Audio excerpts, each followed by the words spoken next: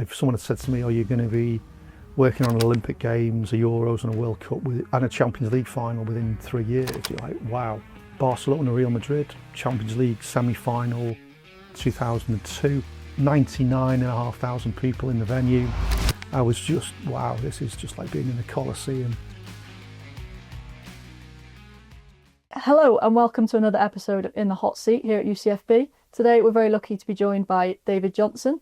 David, lovely to have you on with us today. Thanks so much for giving up some of your time. I think just first of all, could you sort of give a little introduction to yourself and what you do at UCFB?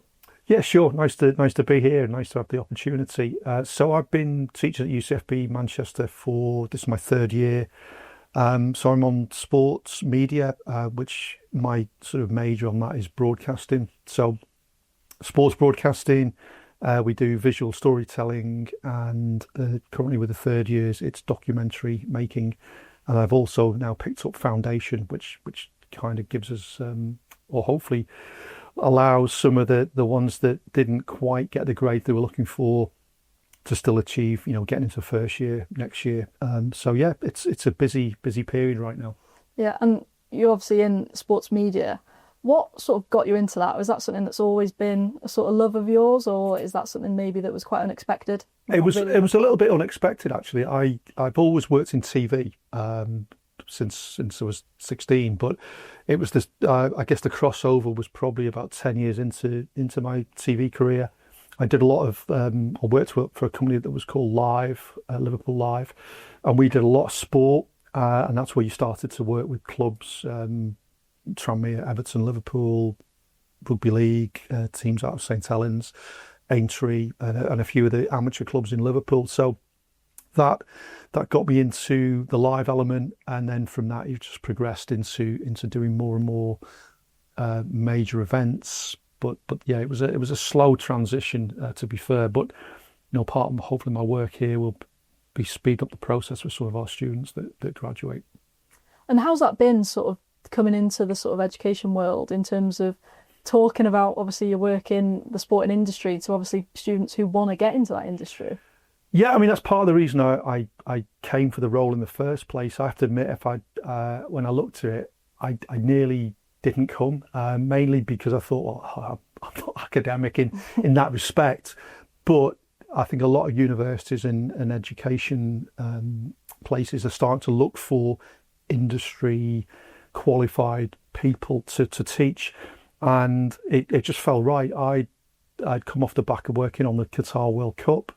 I'd achieved a lifetime's ambition, which was working on the World Cup final in broadcast, and it was kind of almost I want to put something back, and get the next generation of our British broadcasters up to a standard where they could make it to a World Cup final. The main point that being that I was really disappointed. I was the only British person working on it from the host broadcaster's perspective. Obviously, the people from the Beeb and ITV, but I work for the host broadcaster, and I just found it really disappointing and actually slightly embarrassing that there were no other Brits involved. And so I'm thinking, well, we need to sort of maybe raise the bar a bit further than it currently is. So you're sort of training the next generation? Hopefully. Yeah, I mean, absolutely. And that was my remit. That's what I said in the interview. And I think, it kind of resonated with some of the people that interviewed me. And, hopefully I'm delivering on that. We've got people that have graduated, a couple of years ago that now, solidly working in the industry full time. Others have gone freelance. So, hopefully it's proving the point. And, going forward with having a brand new studio here in Manchester, it will only get better than what we've done so far. So then, just stepping out of the sort of UCFB role and more into what you've done in the sporting industry and broadcasting, what does your role sort of look like at the moment? What would you sort of describe as some of the duties you have at hand, maybe in the current sort of role you're in? So the current role outside of UCFB, I've been working with the Premier League, or this merged company, which is a joint venture between the Premier League and IMG. So it's called PLP Productions. So I've been a technical producer, which basically means the pictures we see if we're watching a live game in the UK also go worldwide. So it's it's kind of making sure that those pictures leave the stadium or the truck and get broadcast as they should be. So it's been an interesting 4 seasons of doing that. But that's very much ad hoc. It's kind of maybe get 2 games back to back, and then you don't do anything for 3 months. But that really suits the way I want to do things. And then the main element of my sort of, if you like, work outside of UCFB is in the summer period, where the last couple of years I've worked on the major events. So I did the Euros in 2024, sorry, in Germany.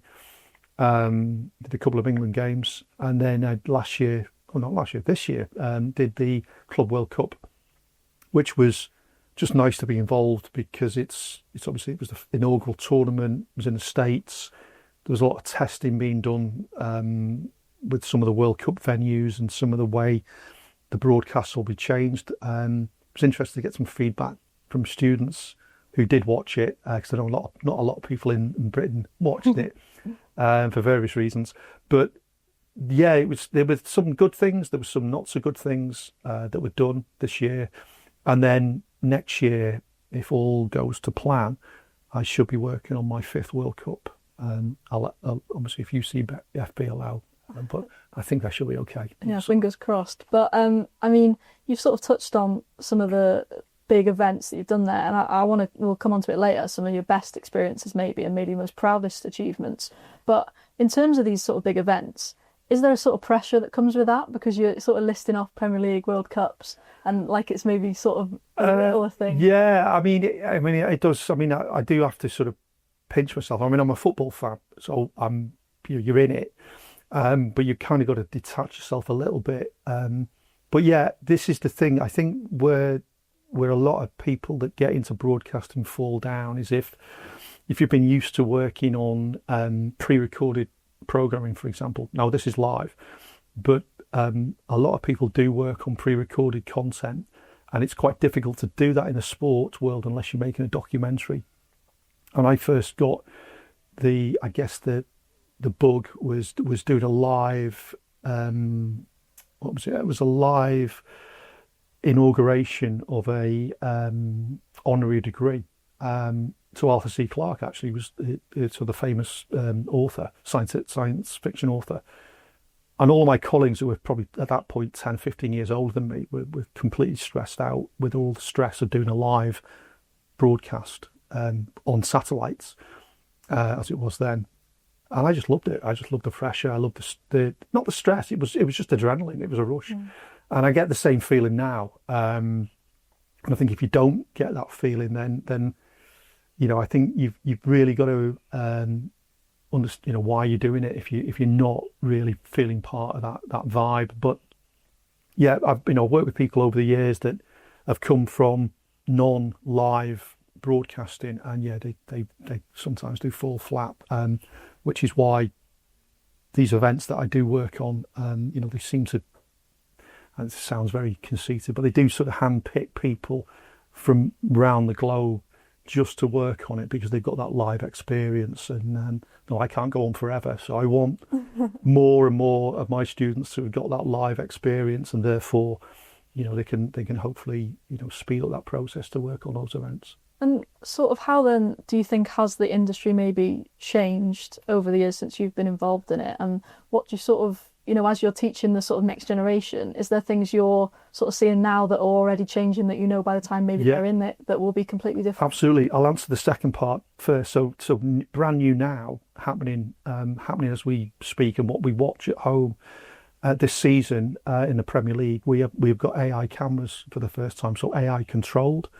So the need for a camera operator is starting to disappear. And I'll say now, I think that will only affect certain camera shots, camera positions. I think a lot of skilled camera moves will still need operators. But yeah, I think the first part of the question, what's changed, 38 and a half years is a long time, but I think the technology has got greener. I think there's less need for huge trucks on events, but within production itself, I think it's a great thing. When I first started, it was quite rare you'd see female people working in the industry. It was a bizarre thing. I didn't think about it at the time, but certainly the last 15, 20 years, there's a lot more women involved in live sports and live productions, quite rightly. I think the advent of new technology has made a massive difference. And the one thing I don't miss, there had been or have been in the way in the distant 20, I'm going back 20, 30 years, occasionally there's that misogynistic bullying element that you would sometimes get from a boss or from an alleged leader, but that's all thankfully disappeared, and everyone is very, very professional these days. Good to hear. And then, so just steering back to sort of UCFB and now in your sort of academia role, what in the sports media and communications course do you think is some of the most valuable bits of sort of learning that you sort of would pick out and say, well, that's something I not only really enjoy teaching, but is also really enjoyable for the students? Well, I would hope, and this goes across all the courses that we teach on, because we touch with multimedia as well in the second semester, is the opportunity to actually make content, make a program, understand that the program that you're making is not like a standalone. It's very much, we make it, myself and my colleague, James Cooper, we make these programs in a way that they would be made at Sky or BBC Sport, for example. So there's quite a close connection between what the students have made here and then what they'd expect to walk into if they went into a role with a broadcaster in this country. And I think that's really good. And because I started as an editor, tape editor that went then non-linear, I'm able to sort of bring those skill sets to the fore certainly for students that maybe aren't as comfortable in editing as others. But I'm also learning as well, because you see what used to take me maybe 3 hours to do in a room this size on 3 big machines in editing. Students are doing that in the second year in sort of 10 minutes on the phones, and it's like the technology is just amazing these days. What's available, the software. But yeah, I think it's that content creation. Those skills have always been the same.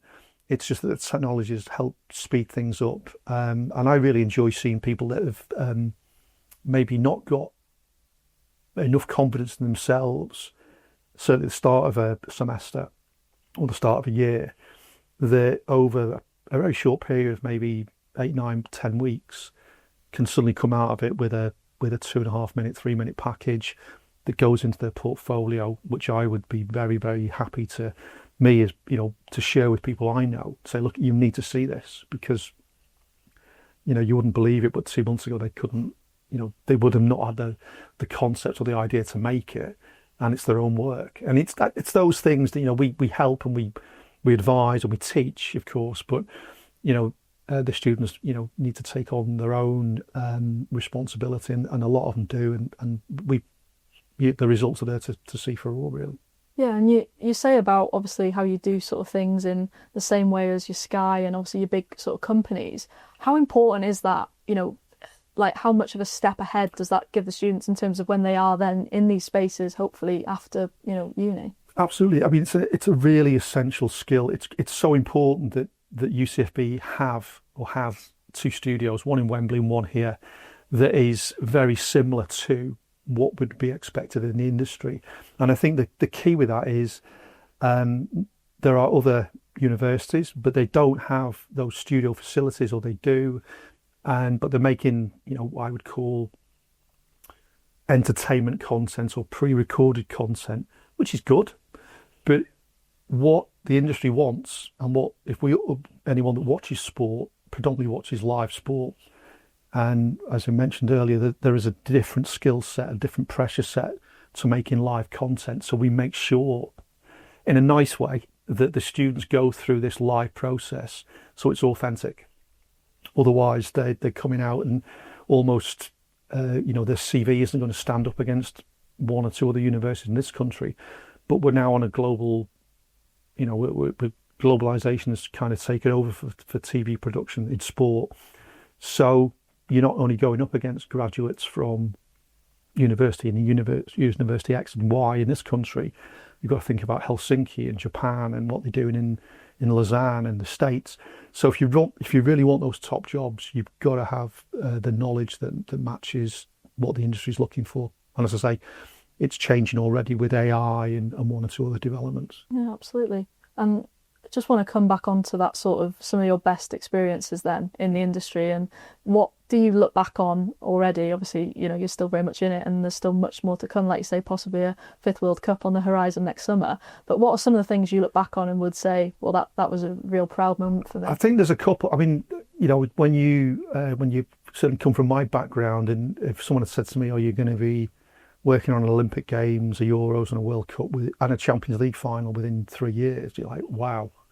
But the standout moments, as I say, as a football fan, I think there's a couple. I mean, the World Cup final in Qatar, that was my fourth World Cup. And like I said, it's a very, very competitive world that you're up against, world-renowned international broadcasters. So it was nice to finally get the opportunity to work on the final. The sad thing is I was quite ill after that. So I was there. I was pitch side for the 6 goals that were all went in at my end. It was great. That was amazing to be stood with in front of a load of Argentinian fans. But the penalties were the other end. So I kind of missed those, but I saw them from a distance. So that was one memory that was quite recent. But my overarching memory is probably Barcelona, Real Madrid, Champions League semi-final 2002. 99,500 people in the venue. I mean, they've played each other since, but it's been a slightly lower capacity, so it's still the biggest ever Champions League game attendance. And I'm pitch side, and I'm running the venue from a broadcast perspective. But it kicked off late by about 90 seconds, and that was my fault because I was taking it in as a fan. I was just, wow, this is just like being in the Colosseum, or what I can imagine what it was like. And I was getting told, people punching the watch. Oh yeah, we've got kick off, haven't we? It's 8:15. But that's my overarching memory. That game, that just that 5 minutes before the kick-off, it being a full house, and obviously they'd never played each other at that level in a Champions League game. But yeah, and it was they were really good sides then as well. So that's my probably best memory. Yeah, I think someone's going to have to do quite a lot to beat them too. But yeah. Obviously, you say you're a football fan.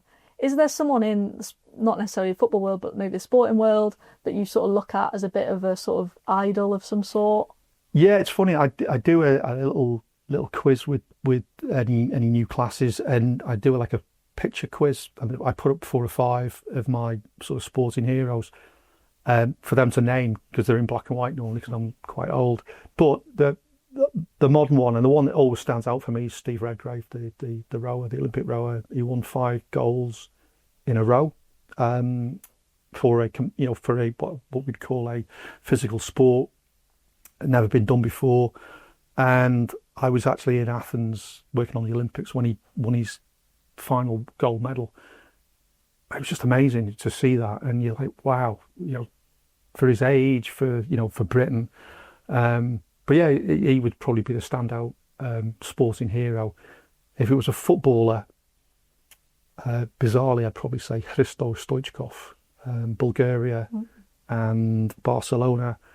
But I remember watching the World Cup in '94 in the States, and he totally destroyed everyone he played against, and really, really competitive player. So I'm not really, Messi, Ronaldo, yeah, I've seen them live. They're okay. Big deal. So maybe just going, because obviously so much of your life is revolved around sport. Going outside of sport, what sort of interests do you have outside of it? So I lived in Switzerland for a couple of years, so I always triangle back once a year for a short break, family break or whatever. Just I love the country. It's so clean and nice. And I did play. I mean, we want to get away from sport, but I did play field hockey for 30 years. So it's kind of that took up a lot of time as well. Certainly when I was in my 20s and 30s. And then what else? I mean, I collect vinyl records. So some of the viewers, listeners, what? But yeah, forget Spotify. I'm a vinyl play off vinyl. But yeah, so it's just things like that. Sport has been heavily, influenced my career.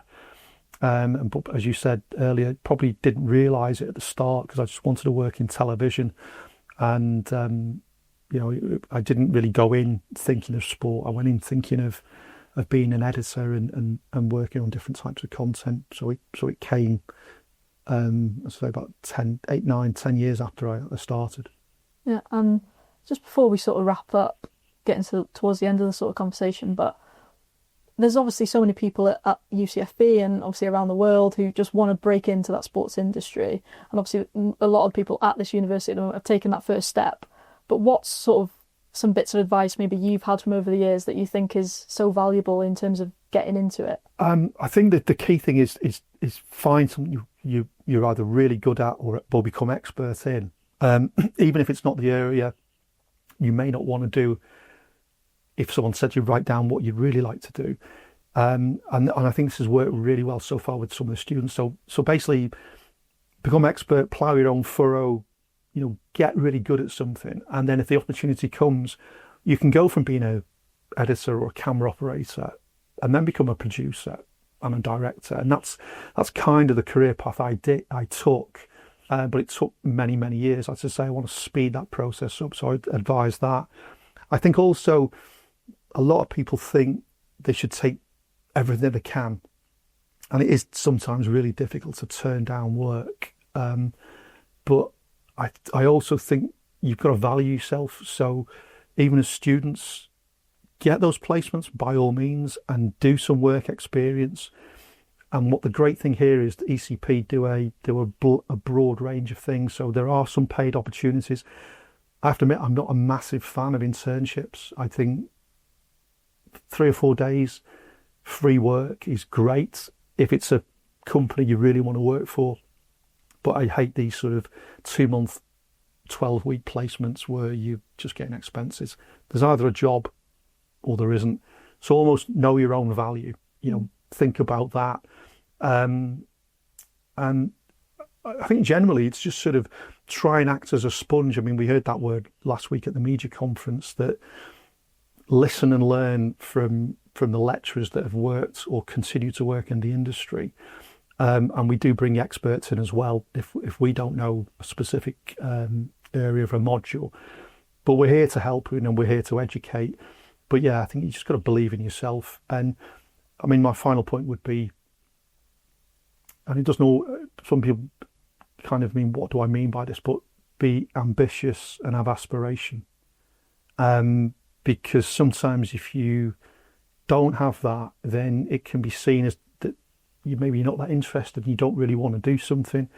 And I've certainly always been aspirational. I think the ambition side of it comes maybe once you've been in the industry a few years, but you've got to always have that burning desire to want to get better and improve and keep learning. And that's why I love working on the major events, because you work with people that you can still learn from, and people look up to you as well. But it's the point is, even after all these years, it's great to turn up and learn something new. Like I say, AI cameras, and I'll finish with this really interesting story that after all the millions invested in the outside broadcasts, we've now got Premier League games or some of the cameras being done with the PlayStation controller. Or being operated with, which I was just like, I walked into a truck 2 months ago and went, what is going on? Anyway, but that was, for me, it was a really, really funny thing to see that